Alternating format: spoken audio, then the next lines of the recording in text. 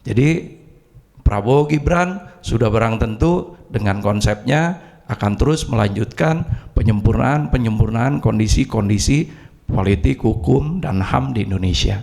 Maka calon presiden dan calon wakil presiden ini harus diperiksa isi kepalanya. Ada isinya enggak? Kalau ada isinya tuh cerdas, bernas, atau kosong, kan begitu. Jadi harus di-challenge begitu loh. Itulah yang kita harus berikan edukasi kepada masyarakat. Adu ide, gagasan, visi, misi, bagaimana membangun Indonesia. Ini yang kita harapkan dari proses debat besok. Ya saya kutip aja lah, Abraham Lincoln ngomong, untuk mengukur kualitas dan karakter seorang pemimpin, kasih dia kekuasaan. Nah,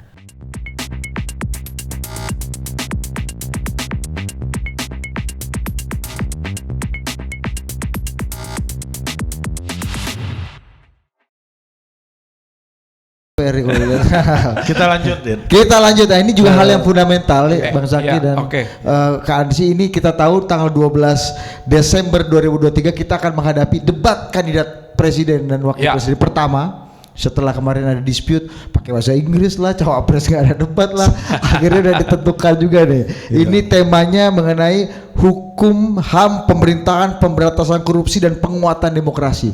Menjadi hal yang salah satu topik yang menjadi perdebatan dan wacana publik selama ini gitu ya, Bang Zaki. Nah, concern dari Prabowo Gibran gimana Bang Zaki untuk bicara apa yang menjadi highlight? Tentu saja dasar mengenai tadi penegakan hukum, HAM dan lain sebagainya. Ini adalah bagian penting yang negara harus wajib dan hadir untuk menangani itu semua. Jadi konsepnya kita ini tetap, apalagi sekarang dengan alam demokratis seperti sekarang, semua orang bisa bicara, ya kan, mengeluarkan pendapat. Walaupun kemudian ada sekelompok masyarakat yang kemudian wah ini terlalu berlebihan lah, terlalu inilah, terlalu itulah, bikin laporan ke Mabes Polri, walaupun dicabut lagi akhirnya gitu kan, iya kan, ternyata dicabut lagi. Tapi konteks yang pada umumnya penegakan hukum, politik, kemudian HAM, ini yang bagian penting dari negara ini harus hadir dan harus tegas, harus ada ketegasan di sana.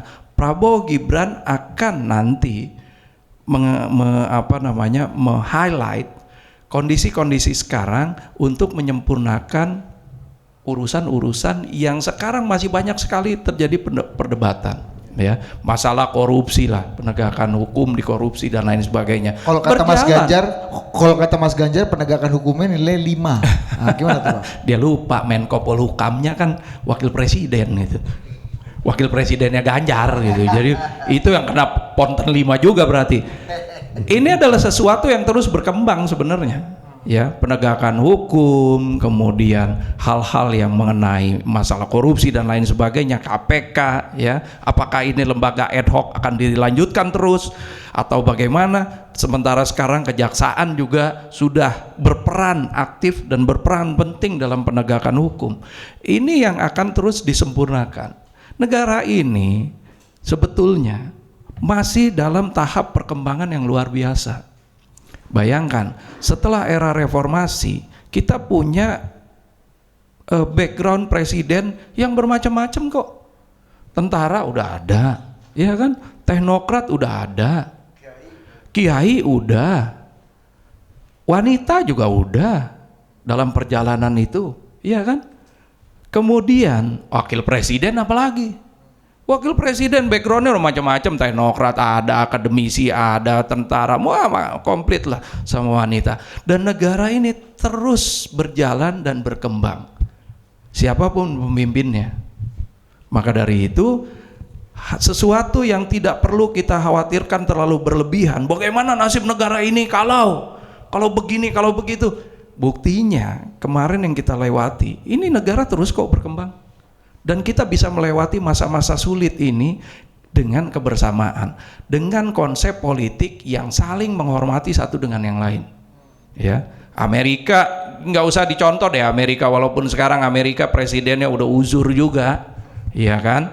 Dia sistemnya udah berjalan semua. Itu yang kita inginkan dengan Indonesia. Siapapun nanti pimpinannya, sistem yang kita bangun ini, yang dibangun oleh presiden-presiden sebelumnya, yang baik kita lanjutkan, kita teruskan, yang tidak baik kita perbaiki, kita sempurnakan. Ini yang kita inginkan. Jadi dengan sejarah Indonesia seperti ini, tadi urusan-urusan yang besok nanti akan menjadi perdebatan lah, udah pasti itu. Karena kan Pak Prabowo juga melintasi beberapa orde, iya kan? Begitu juga dengan calon presiden yang lain sebetulnya, ya. Bagian dari kabinet juga udah pernah, dan kemudian bagian dari kepala daerah yang di bawah juga sudah pernah. Nah, ini menjadi perdebatan yang menurut saya sangat menarik bagi masyarakat. Tapi poin pentingnya adalah bagaimana kita membangun sistem negara ini nanti ke depan yang terus memperhatikan security kepada masyarakat, rasa keamanan, kenyamanan kepada masyarakat. Jadi Prabowo Gibran sudah barang tentu dengan konsepnya akan terus melanjutkan penyempurnaan kondisi-kondisi politik, hukum, dan HAM di Indonesia. Terima kasih. Ya, debat itu penting karena politik itu harus menjadi sebuah proses penalaran. Politik itu harus menjadi sebuah proses interaksi gagasan, ya, proses intelektual lah, kira-kira seperti itu. Maka calon presiden dan calon wakil presiden ini harus diperiksa isi kepalanya, ada isinya enggak? Kalau ada isinya tuh cerdas, bernas, atau kosong, kan begitu. Jadi harus di-challenge begitu loh. Karena kalau tidak, kita tidak akan mengenal apa gagasannya seorang pemimpin ini. Memimpin itu kan harus dengan gagasan. Orang kita bertani dan berternak aja pakai ilmu pengetahuan, apalagi mau memimpin republik dengan 280 juta rakyat Indonesia ini, tentu harus ada visi dan orientasinya. Untuk itulah maka debat kandidat ini menjadi hal yang penting. Nah, tetapi publik juga harus diedukasi, dikasih tahu bahwa tentu dalam debat ini kan yang akan diomongkan itu adalah menyangkut apa yang akan dilakukan. Maka untuk memeriksa, untuk menimbang-nimbang, memilah dan membuat diferensiasi calon presiden dan wakil presiden, tidak saja memeriksa isi kepalanya apa yang mau dilakukan, tetapi harus memeriksa rekam jejaknya, track recordnya. Kan begitu. Dengan memeriksa rekam jejaknya kita tahu karakter dan kualitas kepemimpinan seorang calon presiden dan calon wakil presiden ini. 2 tahun lalu dia buat apa? 5 tahun lalu dia ngapain? 10 tahun lalu dia bagaimana? Dia punya masalah dengan korupsi atau tidak? Bersih dari kejahatan terhadap HAM atau tidak? Kemudian melakukan terlibat dalam pelanggaran kode etik berat atau tidak? Hal-hal ini kan harus kita periksa. Kenapa? Karena ini semualah yang disebut dengan track record, rekam jejak. Bang Zaki ini kan kalau besok mau jadi gubernur Jakarta, tentu Bang Zaki akan cerita rekam jejaknya membangun Kabupaten Tangerang. Ya kan, success story-nya. Kan begitu. Nah, ini kampanye itu yang tidak boleh, itu adalah black campaign. Nah, positive campaign harus. Positive campaign harus. Negatif campaign juga ya. Karena ini bagian dari memeriksa track record. Itu yang pertama. Yang kedua, kalau bicara human rights, humanisme universal, concern Mas Ganjar dan juga Pak Mahfud itu 2. 1, bagaimana relasi antara negara, state dengan society-nya atau civil society-nya. Apakah ada kekerasan yang dilakukan pada masa-masa lalu ini yang belum ideal? Ini harus dibereskan. Yang kedua, bagaimana relasi yang sifatnya horizontal antara satu komponen masyarakat dengan komponen masyarakat yang lain. Ya kan? Kita kan ingin membangun kebersamaan yang guyup, soliditas yang betul-betul kuat, kan begitu, yang betul-betul tangguh. Maka bicara soal penegakan hukum dan HAM, dan kami percaya ya Mas Ganjar dan juga Prof Mahfud ini tentu akan mampu untuk menyampaikan apa yang menjadi gagasan mereka terkait dengan tema HAM dan penegakan hukum yang orientasinya adalah pada keadilan. Kalau bicara keadilan ini kan bicara bukan berarti sama rata sama rasa kan. Bicara keadilan itu kan ada aspek antara lain proporsionalitas dan seterusnya. Ini yang penting black campaign yang nggak boleh. Itulah yang kita harus berikan edukasi kepada masyarakat. Adu ide, gagasan, visi, misi, bagaimana membangun Indonesia. Ini yang kita harapkan dari proses debat besok. Nah, Bang, seperti tadi dikatakan oleh Bang Ansy bahwa salah satu yang mungkin nanti akan di-highlight adalah rekam jejak terkait dengan hak asasi manusia. Ini kan menjadi rekam jejak kan macam-macam. Betul. Urusan korupsi juga sama. Nah, makanya itu tadi Pak Ansy juga kasih highlight soal itu. Pak, ini kan tema debatnya Pak Prabowo dari 3 pemilu yang lalu kan banyak nih. Selalu ada isu-isu ini gitu. Bang Zaky kali ini ada menjawab lagi pertanyaan-pertanyaan publik dan ini tetap disuarakan gitu, Bang. Dan gini, Pak Prabowo kan bukan pertama kali menjadi calon presiden. Dia sudah ketiga kali ini dia menjadi calon presiden. Bahkan sebelumnya menjadi calon wakil presiden juga walaupun gagal ya. Dan debat ini juga sudah bukan yang pertama kali dilakukan. Jadi perihal rekam jejak apalagi periode 98 di awal 2000-an yang selalu merupakan katanya beban berat bagi Prabowo, ini kan bisa dibuktikan semua. Sekarang ini sudah berjalan, bahkan Amerika pun sudah memberikan izin masuk apa segala macam udah dari zaman dulu. Udah ke Pentagon. Iya. Upacara, Bang. Nah, artinya ada sesuatu yang terjawab di sana, ya. Kalau ini selalu dijadikan beban, buat apa yang kita lihat dari dilakukan oleh Prabowo selama ini, ya? Dia membantu dan membangun Indonesia dari sisi yang lain yang kemudian tidak pernah diperhatikan oleh orang. Ya, kita kan sering melihat sesuatu atau mencari kesalahan seseorang untuk memberatkan dia maju. Tapi kalau hal-hal tersebut sudah terjawab walaupun tidak secara hitam putih, ya sampai hari ini, biarkan dia terus berkarya.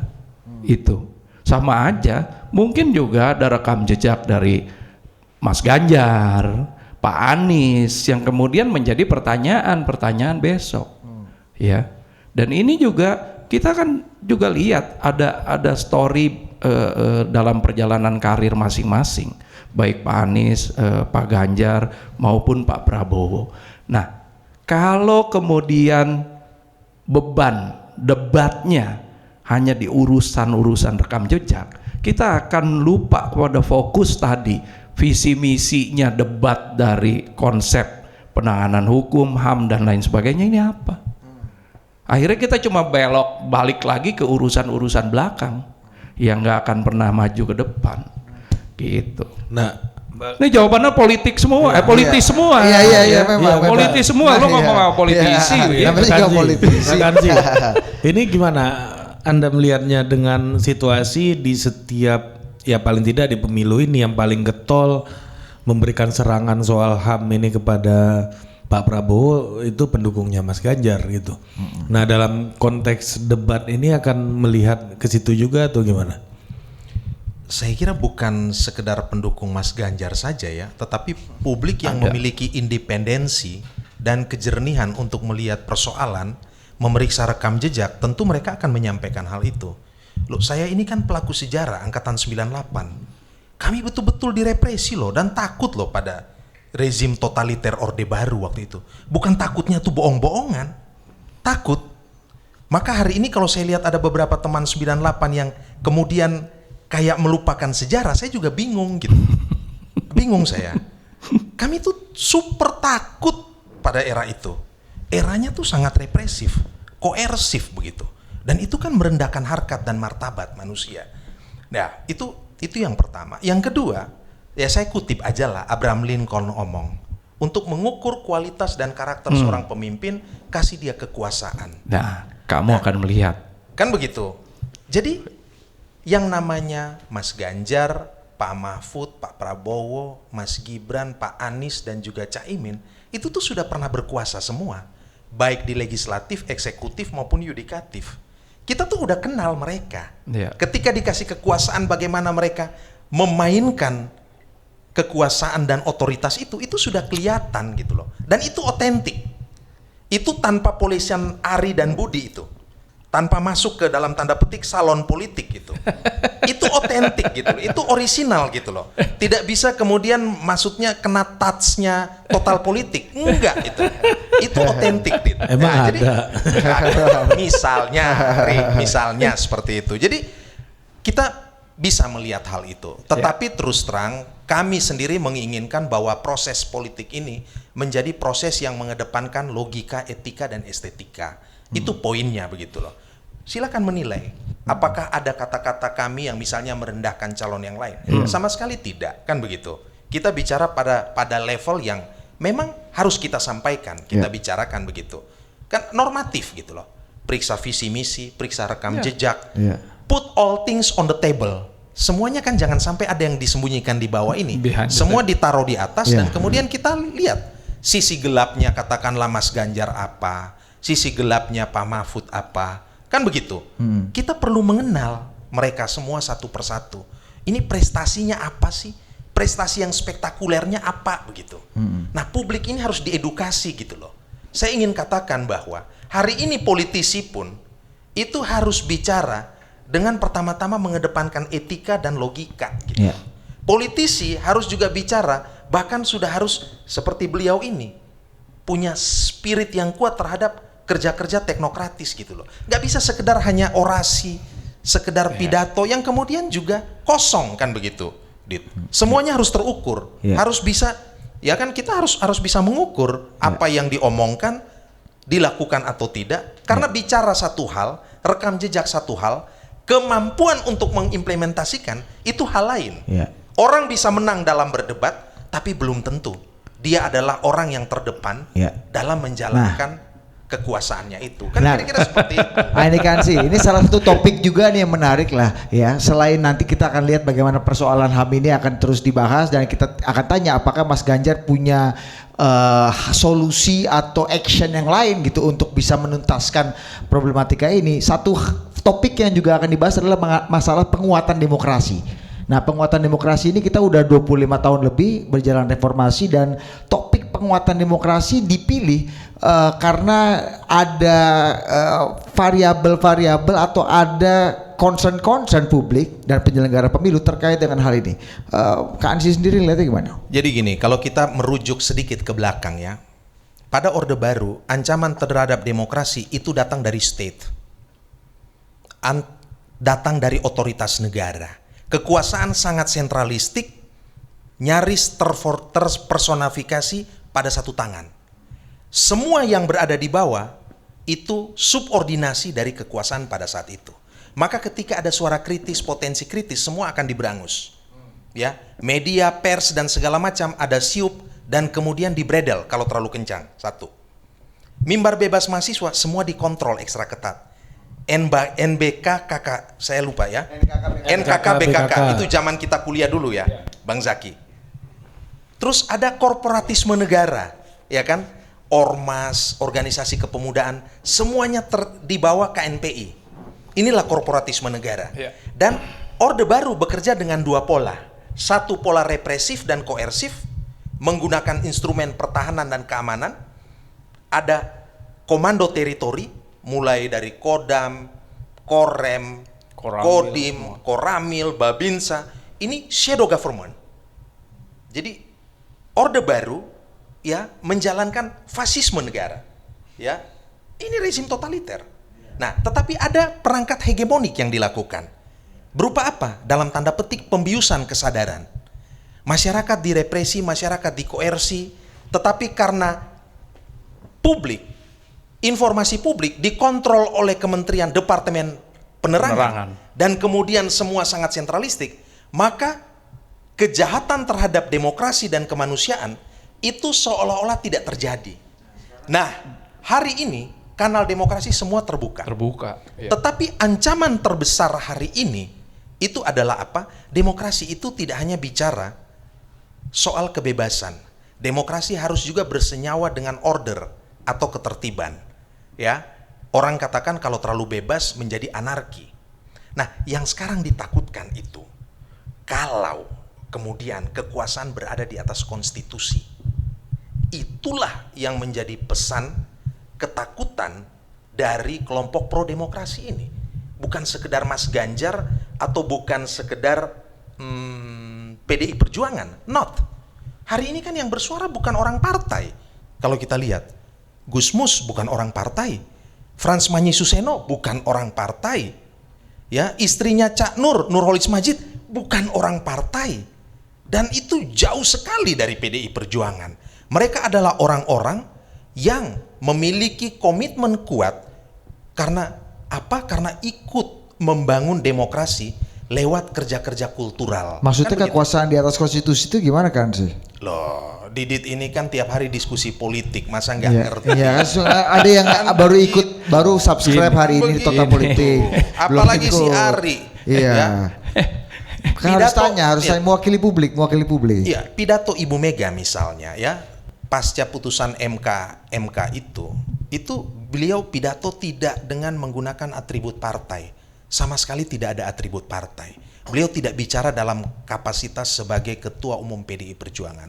Beliau bicara sebagai orang yang ikut berjuang sehingga demokrasi ini hidup. Beliau bicara sebagai orang yang direpresi oleh Orde Baru. Dan kemudian beliau bicara dalam kapasitas sebagai Presiden kelima Republik Indonesia yang ikut membidangi lahirnya Mahkamah Konstitusi sebagai benteng penjaga konstitusi kita. Kapasitasnya di situ. Dan hari ini kalau kita lihat, itu bukan orang-orang partai yang bicara gitu loh. Itu masyarakat sipil, dunia kampus, mereka yang bicara gitu loh. Nah, jangan sampai kita ini kembali kepada masa lalu yang kelam gitu. Itu aja poinnya. Kalau kebebasan ini ada, keadilan ini ada, saya kira ini akan sehat bagi kemajuan demokrasi kita. Jadi sebetulnya penguatan demokrasi sekarang ini sudah terjadi. Kebebasan berbicara ini terlepas dari penyampaian kegelisahan elemen-elemen masyarakat ataupun kelompok-kelompok yang di luar partai politik. Saluran demokrasi dengan berbagai macam kemajuan teknologi digital ini nggak pernah bisa dibendung lagi sekarang. Mungkin beda zamannya ketika zaman Orba sudah ada media sosial, itu pasti akan berbeda sekali dengan sekarang ya.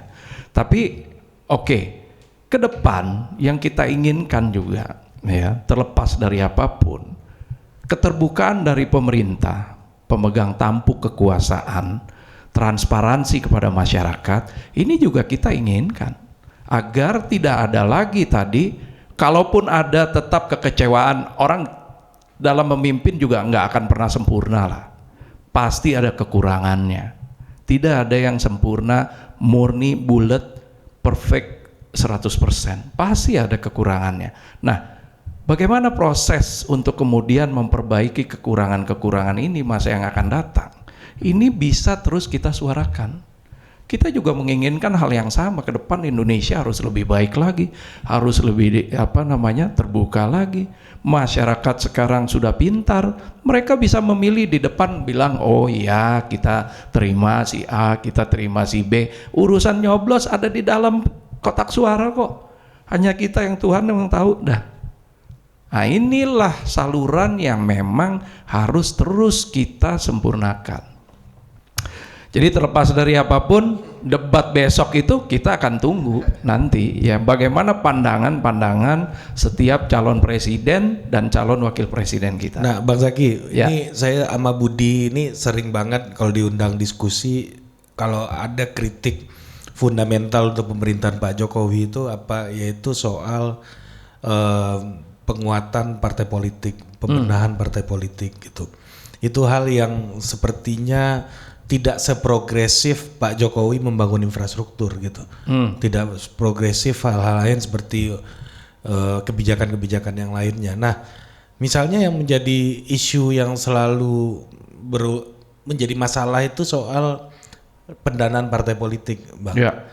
Nah, gimana Bang Zaki ngelihatnya, apakah dana parpol sekarang itu sudah mencukupi apa ideal apa belum untuk menjalankan sebuah partai politik dengan 13 fungsinya itu, edukasi, rekrutmen dan lain-lain. Nah, saya kalau saya dan Budi itu mengatakan bahwa parpol ini kita kasih tanggung jawab sebesar-besarnya, tapi disuruh cari makan sendiri, cari hidup sendiri gitu. Oke. Idealnya ya, parpol ini harus bisa secara mandiri mereka mengelola baik itu keuangan maupun program-programnya ke depan. Kalau di Golkar ini adalah partai yang terbuka. Ya, kita bisa punya ketua umum, bisa berbagai macam-macam. Kader kita juga cukup potensial yang banyak, dan sebagai partai yang terbuka, kita membuka seterbuka-terbukanya proses dan peluang-peluang seperti itu. Jadi kalau buat Golkar, saya bicara untuk Golkar aja ya, apapun yang diberikan pemerintah pada saat ini sebetulnya sudah cukup. Tidak perlu lagi, apalagi kan di daerah juga kan diberikan porsi nih. Anggota-anggota DPR sesuai dengan kursinya, partai-partai itu kan juga ada bantuan untuk partai politik ya, dengan program-program kaderisasinya dan lain sebagainya. Sebetulnya udah cukup, karena di Golkar ini program kaderisasi, regenerasi itu berjalan dengan mekanisme yang sudah ada di kita. Yang penting kalau buat Golkar, bagaimana Golkar ini selalu eksis di tengah berbagai macam situasi kondisi politik yang kita hadapi pada saat ini. Ya, jadi apapun ceritanya, Golkar itu harus ada dan tampil untuk menjawab aspirasi masyarakat maupun juga menjadi jembatan pembangunan dari pemerintah kepada masyarakat. Berarti fungsi parpol ini udah berjalan semua? Sudah berjalan dengan mekanisme yang ada di kita. Bahkan untuk urusan Munas yang lain sebagainya pun kita sudah berjalan. Jadi kalau Golkar sebagai partai terbuka, direksinya mau ganti berapa kali pun nggak ada masalah. Yang penting harga sahamnya tinggi terus gitu aja. Political financing itu dari mana sih Bang? Kalau Kenapa? misalnya political financingnya itu untuk merunning organisasi itu dari mana sih? Kan idealnya tadi kalau kata Ari, negara tidak memberikan porsi yang cukup ideal lah, seperti kata orang-orang. Kader kita ini juga banyak dari berbagai macam background, ya. Ada yang akademisi, ada yang pengusaha, ada yang juga saudagar dan lain sebagainya. Biasanya self esteem. Kalau dari daerah-daerah kota kabupaten itu kita juga punya kader-kader yang memang kita khususkan mereka untuk membantu secara finance operasional partai di lokasi mereka masing-masing. Begitu juga di pusat. Jadi memang ada bagian yang memang kita secara mandiri, secara partisipasif, kader itu memberikan untuk partainya. Jadi nggak melulu mesti harus dari anggaran negara gitu. Dan konsep ini apalagi sekarang kita punya Golkar Institute. Ini sebagai wadah untuk membangun generasi-generasi Golkar yang muda-muda untuk mereka bisa memilih nih. Di Golkar Institute itu ada, kita katakan ada 2 fakultas lah, untuk menjadi eksekutif maupun untuk menjadi legislatif sebagai legislator. Nah, saya sebagai salah satu dosen juga di sana gitu. Jadi kita mendidik anak-anak muda ini untuk membiasakan mereka dapulnya ngebul dulu sebelum masuk ke dunia politik. Oh gitu, rule of the game. Rule of the game-nya lu kaya dulu deh gitu ya. Lu mandiri dulu ya. Lu punya usaha. Kalau lu mau profesional nggak apa-apa, profesional dulu ya. Kan bisa memberikan sumbangsi juga melalui jalur profesional. Kalau dia masuk sebagai calon eksekutif atau legislatif kan dia suruh mundur tuh biasanya. Tapi kita juga punya profesional-profesional yang kemudian masuk ke dalam Partai Golkar dan kita jadikan dia legislator ataupun eksekutif di daerah. Berarti kita belum bisa masuk, belum kaya soalnya kita. Boleh masuk sebagai kader. Biasanya kan kader diajar dulu, dididik dulu. Nah, habis itu dikasih tahu sama yang senior-seniornya, begini loh caranya. Cari duit di luar partai politik, di luar urusan politik lah. Ya, walaupun bagaimana ya kita tidak bisa, namanya manusia pasti ada godaannya juga. Ya. Tapi itulah Golkar. Oke, jadi udah cukup nih ya. Tapi kita tahu kok Bang, beberapa orang yang ya dari bawah juga di Golkar gitu, orang-orang yang misalnya aktivis gitu aktivis kan, kader gitu. dari bawah, yang kader dari HMI, kemudian berarti dari mereka kaya macam-macam. dulu baru masuk ke Dinda Kanda ini gimana? Dinda Kanda ini ada jalur khusus kemarin tuh. Mentorship Dinda tadi Kanda. tuh Bang ya dengan pola Karena ada seniornya kan di atas yang udah berhasil, biasanya ngayomi juniornya gitu. termasuk penjamin ini Bang ya supaya Dinda ini bisa survive ya. Kalau saya basicnya berasal dari yang tadi, yang mandiri dulu. Oke. Itu yang saya berikan kepada kader-kader yang lain yang di pilihannya Tangerang. 2 ya, kalau nggak mandiri, kalau nggak berbaris dulu. Lu baris, lu kerja keras dulu. Banyak kok success story kita. Makanya Ikut ada dulu saya- jadi TA, Iya, ya. iya. Tapi ya pelan-pelan bisa dari TA DPR RI gitu ya, dari TA Senayan, udah ikut dulu ke DPRD kota kabupatennya deh, gitu kan. Karena dia juga udah paham nih. Tour of duty. Siklus tour of duty-nya begitu dari sana. Ada juga yang memang jalur khusus tadi. Ya. Ya, ada juga, kita juga tidak menampik, ada juga memang yang generasi ya kalau kita bilang dari orang tuanya, kemudian dari kakeknya sudah orang Golkar gitu Ya. kan. Walaupun ada perlakuan khusus, pada akhirnya masyarakat yang memilih. Oh ini bicara dinasti Ya, kalau ini deh, Bang, ya. dinasti juga di kita kan juga ada tuh ya, yang memang dari akarnya udah dari Golkar gitu. Tapi pada akhirnya masyarakat juga yang akan memilih. Ya. Apakah dia berhasil atau tidak kan tergantung dari masyarakat dan approach mereka kepada masyarakat. Oke. Yang kita bekali kepada mereka adalah pendidikan, bagaimana mereka meyakinkan masyarakat untuk memilih mereka.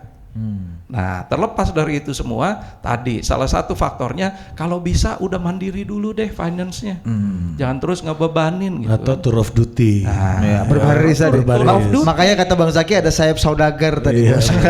Ada pengusaha, ada saudagar. Lah otakku ini apa bedanya? Oke Kak Gansi, ini soal reformasi partai politik. Jadi menurut kalau Bang Zaki. Ari ngomong tadi, kata kuncinya itu adalah institusionalisasi atau pelembagaan partai politik. Dan kaitan dengan pendanaan partai politik, ini kan harus juga dikoneksikan atau direlasikan dengan misalnya soal sistem pemilu. Apakah sistem pemilu kita ini berbiaya politik tinggi? Kita juga harus relaksikan dengan apa yang menjadi tugas dari partai politik ini, melakukan rekrutmen, pendidikan politik, melakukan kaderisasi, agregasi, artikulasi, dan seterusnya. Maka kalau menurut saya memang perlu ada kajian komprehensif terkait dengan dana bagi partai politik ini. Hitung-hitungannya seperti apa? Supaya secara rasional itu bisa dipertanggungjawabkan, kan begitu. Jadi kita juga berhati-hati untuk menjawab ini secara instan. Di PDI Perjuangan kami juga punya sekolah partai, kan begitu. Kita punya sekolah partai politik. Jadi tidak bisa misalnya Ansi Lema hari ini masuk tiba-tiba ujuk-ujuk langsung jadi kepala daerah, atau itu juga pasti susah, kan begitu. Ada tahapannya, ada nggak fase, bisa, kan? ada timingnya dan seterusnya. Masa nggak bisa di PDI? Iya. Loh, Nggak bisa di PDI? Kecuali transfer keluar. Transfer fee. Iya, jadi proses itu proses itu memang harus dijalani gitu loh. Dan di PDI juga ada yang namanya 3 pilar partai, yang di eksekutif, yang di legislatif pada berbagai tingkatan, eksekutif berbagai tingkatan, dan yang kedua mereka yang merupakan KSB, ketua, sekretaris, dan bendahara di setiap dewan pimpinan daerah atau dewan pimpinan cabang dan juga DPP begitu. Tapi Ini gini kan sih, salah satu yang juga kan anggota DPR nih, apalagi Bang Zaki ya, sering kunker ke luar negeri kan, Komisi 1 tambah BKSHP kan udah dioplos tuh, udah nggak pulang-pulang tuh kalau dua-duanya kan, ya kan, dua-duanya diambil. Nah kan banyak sebenarnya studi-studi atau apa yang sudah dilakukan di banyak negara gitu, misalnya. Kalau di Amerika kita kenal konsep lobbyis gitu misalnya. Mereka dapat duit, habis itu deklarasi sumbang partai gitu ya. Deklarasi berdapatnya berapa, sumbang partai bayar pajak. kalau ada proyek-proyek pemerintah atau regulasi tertentu. Kalau di Amerika Latin misalnya untuk pembiayaan yang besar-besar, ya kan, kayak uang saksi itu negara yang tanggung semuanya gitu misalnya. Atau kayak di Eropa, Skandinavia misalnya, politisi masih boleh bekerja jadi pebisnis, masih diberikan ruang seluas-luasnya gitu. Nah, dari pola-pola yang ada di banyak negara ini, Kak Ansy melihatnya gimana dalam peninstitusionalisasian partai politik ini gitu? Ya ini kan yang Ari sebutkan ini opsi dari pola-pola yang sudah ada, ya kan. Pola Jerman kan lain lagi begitu. Ini kan menjadi pilihan-pilihan buat kita. Kembali ke kita, diskursus publik kita nih maunya seperti apa. Tetapi kalau bicara politik, mestinya tema dari politik itu adalah memberi diri untuk rakyat, kan begitu. Bukan mengambil. Politik itu kata kuncinya dedikasi gitu loh. Memberi diri untuk rakyat. Bicaranya pelayanan publik. Kan begitu bicaranya. Kan begitu. Nah, ya jadi tentu energi bagi kaum miskin dan lain-lain itu bagian dari, bedakan dengan aksi karitatif loh. Betul, aksi karitatif juga perlu untuk hal-hal tertentu. Tetapi poin penting ini adalah pendekatannya harus adalah pendekatan struktural. Ya, pendekatannya based on policy. Policy yang berpihak, dengan anggaran negara sekian bisa bantu berapa banyak pembukaan lapangan pekerjaan, bisa dorong berapa banyak sehingga kemudian iklim investasi ini bisa membuat anak-anak muda lebih banyak bisa jadi entrepreneur, kan begitu. Jadi orientasinya pada kebijakan, ya. Politik ini bukan sekedar, mohon maaf ya, sinterklas lah begitu. Nah itu juga tidak sehat, kan begitu. Itu juga tidak sehat. Bukan charity base ya? Yes. Kecuali untuk memang negara perlu dalam tanda petik melakukan hal itu, misalnya BLT, memang pada kaum miskin yang memang sangat ekstrim. Kalau sekarang dan memang harus betul-betul ditolong. Gitu. Konsep bansos sekarang gimana menurut Anda? Kalau tidak ditolong itu memang akan berdampak ya. Kalau, menurut saya akan seperti itu. Tetapi itu kan kembali berpulang kepada data yang valid dan akurat. Kebijakan ini kan harus based on data. Begitu datanya salah, juga dia akan salah sasaran, kan begitu. Poinnya itu kan kira-kira seperti itu. Nah, datanya harus benar nih, jangan kita mainkan data, bos. Kira-kira begitu. Kemarin tuh kalau urusan bansos PKH itu ada programnya BPS, Reksosek itu, apa namanya,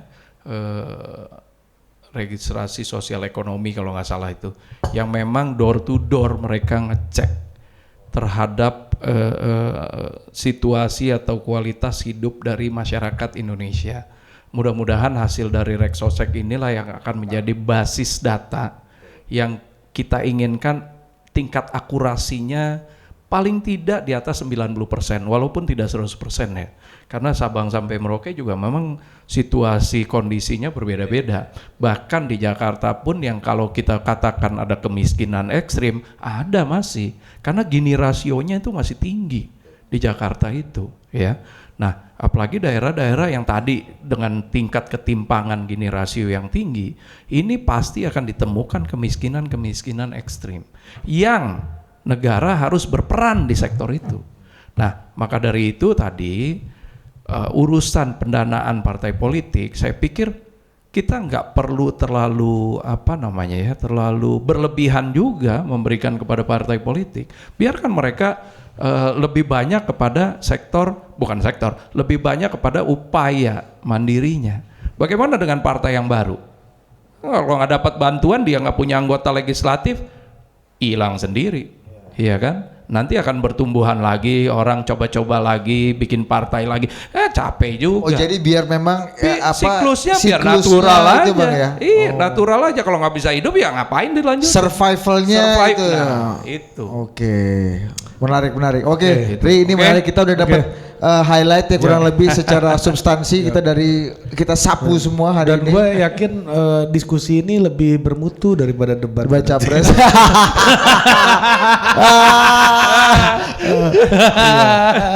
Lama-lama aja cocok juga abang jadi capres. Oke, sampai jumpa lagi. Terima kasih. Oke, Assalamualaikum. Oke, Bang Zaki. Oke, terima kasih. Nah, jadi konstituen ini harus betul-betul kenal dengan para calegnya begitu. Seperti juga konstituen ini harus juga kenal dengan calon presiden dan calon wakil presiden. Nah, Ari, kalau orang kerap kali dulu memplesetkan NTT itu sebagai nasib tidak tentu, nusa tidak terurus, nanti Tuhan tolong. Sebagai politisi, saya tidak boleh mengucapkan kata-kata yang membuat mereka patah semangat. Kalau presiden tidak terbiasa cium bau keringat rakyat, tentu akan sulit ya mengerti, memahami, merasakan apa yang menjadi penderitaan rakyat. Emang ada bang yang nggak cium bau keringat? Sebetulnya kalau konsep gubernur sebagai koordinator dipilih presiden harusnya dari dulu 2002, 2003 gitu ya, langsung aja gubernur dipilih oleh presiden.